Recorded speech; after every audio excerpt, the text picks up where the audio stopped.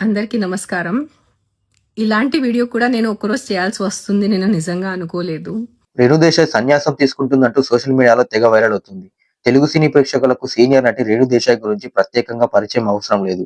AP deputy CM Pawan Kalyan భార్యగా సుపరిచితమైన రేణు 'బద్రి' సినిమాతో తెలుగు తెరకు పరిచయమైంది. కెరియర్‌లో పెద్దగా సినిమాలు చేయని రేణుదేశాయ్ పవన్ నుండి విడిపోయిన తర్వాత ఇద్దరు పిల్లల బాగోగులు చూసుకుంటూ జీవితం గడుపుతుంది. ఇటీవల 'టైగర్ నాగేశ్వరరావు' సినిమాతో రీ ఎంట్రీ ఇచ్చిన సంగతి తెలిసిందే. రేణు సోషల్ మీడియా ద్వారా జంతు సంరక్షణ, సామాజిక అంశాలపై తన అభిప్రాయాలను తరచూ పంచుకుంటూ ఉంటుంది.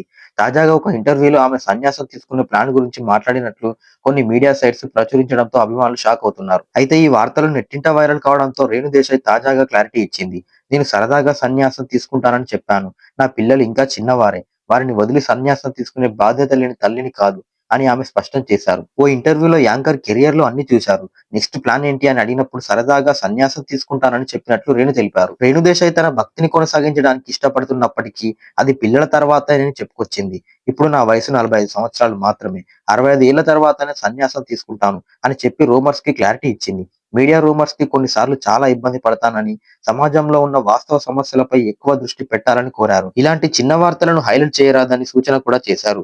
ప్రస్తుతం రేణు దేశాయ్ చేసిన కామెంట్లు నెట్టింట వైరల్ గా మారాయి. కాగా విడాకుల తర్వాత రేణు దేశాయ్ సినిమాల నుంచి దూరమై కాస్ట్యూమ్ డిజైనర్ గా, నిర్మాతగా, దర్శకురాలిగా తన ప్రతిభను చూపించారు. ఇప్పుడు సినిమాల కన్నా ఆత్మాధిక జీవన విధానంపై దృష్టి పెట్టారు.